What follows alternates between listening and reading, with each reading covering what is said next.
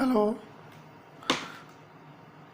हाँ, तो हम लोग कहाँ पे थे? 196 की मल्टीप्लाई जब 195 से आप करेंगे तो ये कम्प्लीटली डिवाइड हो जाएगा। तो यहाँ पे आपका जो एचसीएफ आएगा वो क्या आएगा? 196 ही आएगा। डिवाइज़र तो यही रहेगा ना, तो एचसीएफ आपका क्या रहेगा? 196 रहेगा। ठीक है।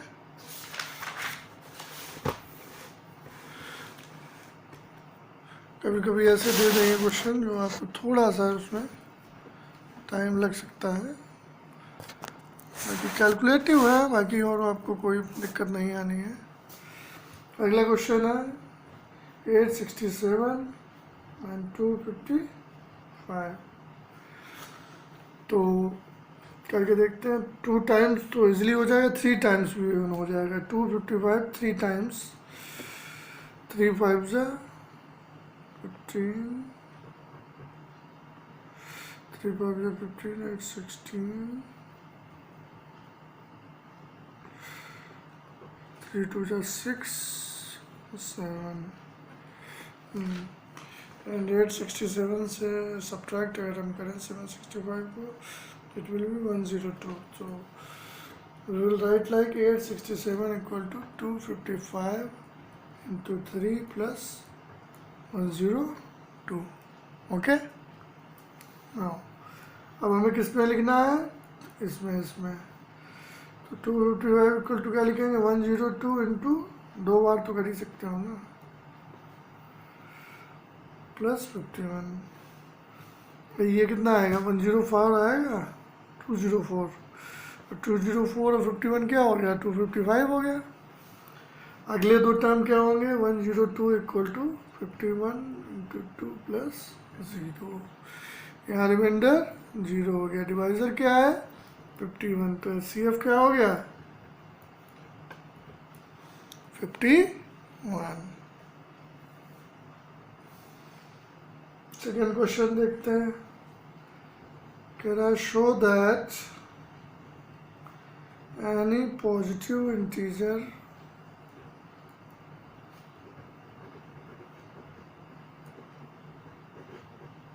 odd integer is of the form 6q plus 1 or 6q plus 3 or 6q plus where q is some integer। तो यहाँ देखिए जितने भी हैं वो क्या है? 6 के मल्टीपल की फॉर्म में दिया है ना। तो जैसे आप लिखते हो ना a equal to B Q plus R, तो यहाँ b क्या है आपका? इसकी जगह पे 6 है। ठीक है। और r क्या होना चाहिए? 0 से बड़ा होना चाहिए, b से क्या होना चाहिए? छोटा होना चाहिए। तो रिमाइंडर केसेस आपके कितने बनेंगे? 0 1 2 3 4 5।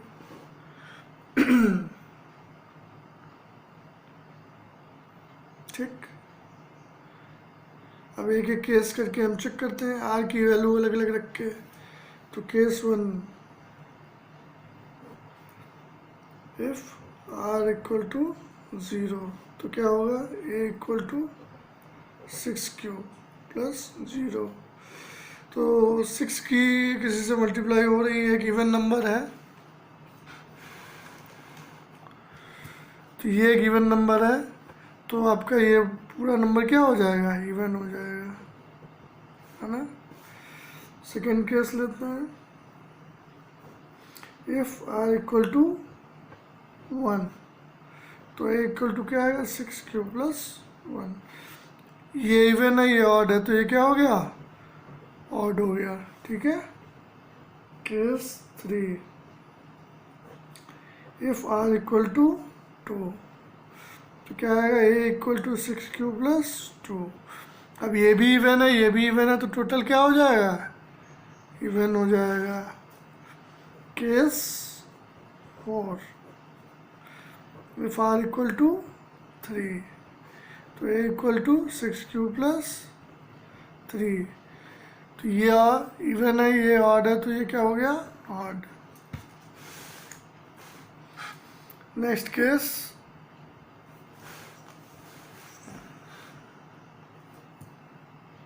5, ठीक है, शो हो रहा है आपको। इफ r इक्वल टू 4, तो a equal to 6q plus 4, तो ये भी इवन, ये भी इवन, ये भी क्या हो जाएगा? Even. And the final case 6, if r equal to 5, तो a इक्वल टू क्या आ जाएगा? 6q प्लस 5, ये क्या हो जाएगा? ऑड। तो आप देख सकते हैं ऑड के कितने केसेस हैं। पहला ये जब हमने 1 रखा, फिर 3 रखा तब, और 5 रखा तब। तो यही तो कह रहा है कि अगर कोई भी पॉजिटिव इंटीजर जो है वो ऑड है, कब होगा? जब ये किस फॉर्म में हो? 6q प्लस 1, 6q प्लस 3 और 6q प्लस 5। रिमेनिंग केसेस में क्या रहेगा? इवन रहेगा। कैसे रहेगा आप देख चुके हैं। नेक्स्ट नंबर 3rd क्वेश्चन देखते हैं। An army of contingent of 616 members is to march behind an army band of 32 members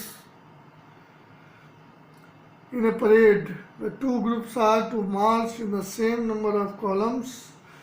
What is the maximum number of columns in which they can march?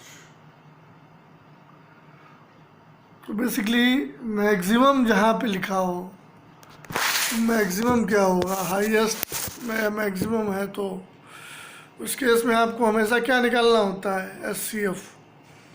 तो simply आपको दिया है total members कितने हैं?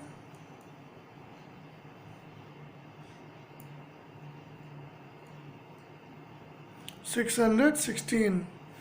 तो इसको लिखना किसके टर्म में है? 32 के टर्म में। तो 616 इंटू इक्वल टू 32 इंटू, अब ये पहले आपको देखना पड़ेगा, थोड़ा कैलकुलेशन करनी पड़ेगी क्या हो सकता है।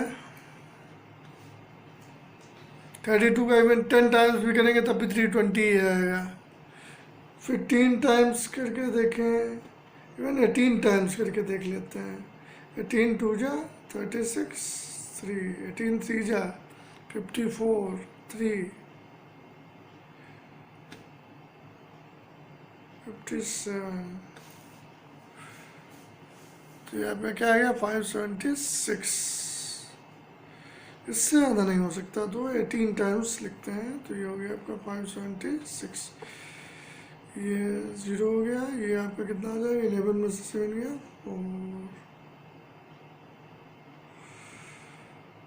नहीं, एक पॉसिबिलिटी और है अभी, 19 टाइम्स करके देखना पड़ेगा। 32 इंटू 19, 19 2 जा 38, 93 जा 57, 60, 608। तो this will be 32 into 19 plus remaining क्या बचेगा? 8 बचेगा। अगले केस में आप क्या लेंगे? 32 इक्वल टू 8 4 प्लस 0। तो यहाँ कॉमन क्या है? 8। SCF क्या है? 8। तो कितनी लाइन होंगी? कॉलम्स कितने चाहिए? 8 कॉलम्स में काम हो जाएगा। अगला क्वेश्चन कह रहा है कि use Euclid division lemma to show that the square of any positive integer is either of the form 3m और 3m plus 1 for some integer m. Square of any positive integer is in the form of this and this.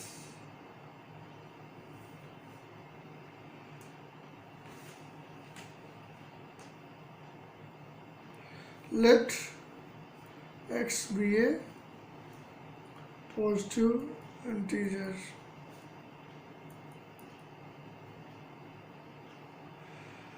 Then it is of the form 3q plus 1 or 3q plus 2.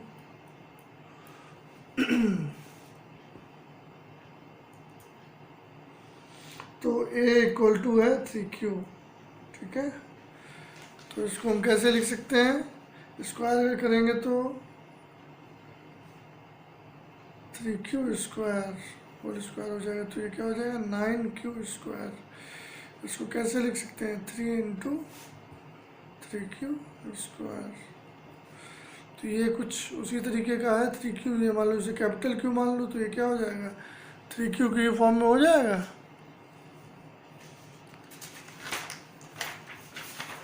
अब अगर मान ले लेते हैं दूसरे तरीके से कि ये आपका इस फॉर्म में है 3q प्लस 1 की फॉर्म में है, कैसे दिया है 3q प्लस 1 की फॉर्म में।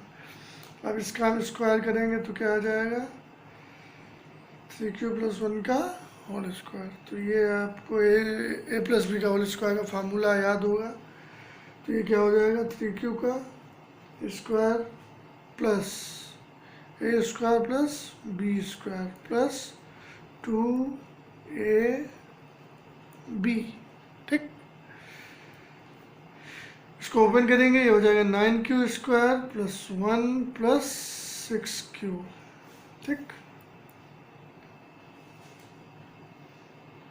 9q स्क्वायर प्लस 6q को एक साथ अगर हम लिख लें 6q plus 9q square plus 1, ठीक। और यहाँ पे 3 कॉमन ले सकते हैं, तो ये क्या रह जाएगा 2q plus 3q square plus 1। तो ये भी एक पर्टिकुलर वैल्यू आएगी, इसको भी हम कोई वेरिएबल ले सकते हैं, q भी लिख सकते हैं कैपिटल Q। तो ये स्क्वायर भी आपका किस फॉर्म में हो गया 3q प्लस 1 की फॉर्म में। अब अगर तीसरा केस लेते हैं कि अगर वैल्यू क्या है 3q प्लस 2 है, अगेन स्क्वायरिंग बोथ साइड्स, ये आपका क्या आ जाएगा 3q का स्क्वायर प्लस 2 का square plus 2 into 3q into 2, this is 9q square plus 4 plus 6q। देखो यहाँ पे थोड़ा सा दिमाग लगाने की ज़रूरत है। आप 4 को कैसे लिख सकते हो 3 प्लस 1, उससे आपको क्या फ़ायदा होगा अभी देखिएगा। इसको लिख लीजिए 3 प्लस 6q और जो 1 है ये बाहर लिख लीजिए, ठीक। अब ये देखिए इसमें पूरे में आप 3 को इजीली कॉमन ले सकते हो, 3 कॉमन ले लेंगे तो ये आ जाएगा 3q square plus 1 plus 2q।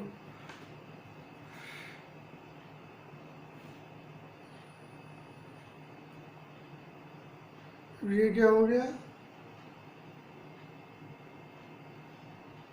ये भी एक उसको q की तरह कंसीडर कर लो या कोई और वेरिएबल ले लो। तो आप देख रहे हो कोई भी वैल्यू हो, ठीक है, हर केस में 2 ही केस आ रहे हैं, या तो ये 3q प्लस 1 का केस आ रहा है, या जब हम कुछ भी नहीं होता है रिमाइंडर तो 3q का केस आता है। तो कोई भी पॉजिटिव इंटीजर है वो 2 ही फॉर्म में होगा, क्या 3q और 3q प्लस 1 की फॉर्म में, ठीक है।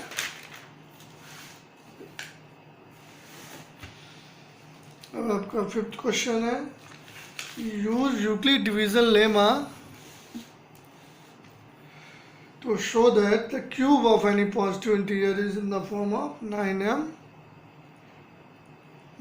plus 1, 9m plus 8, ठीक है।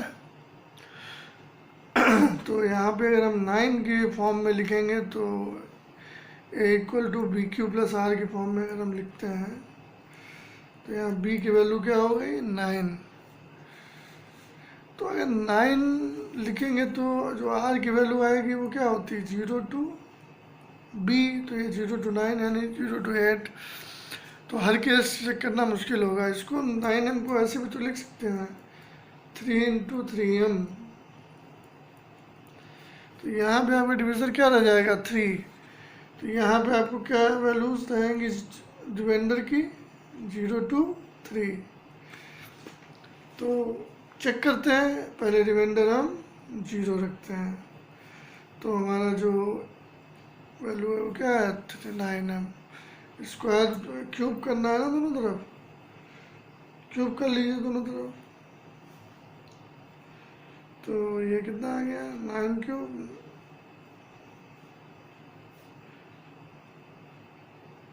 9 का जो भी आएगा 81m³ लिख लो इसको अलग।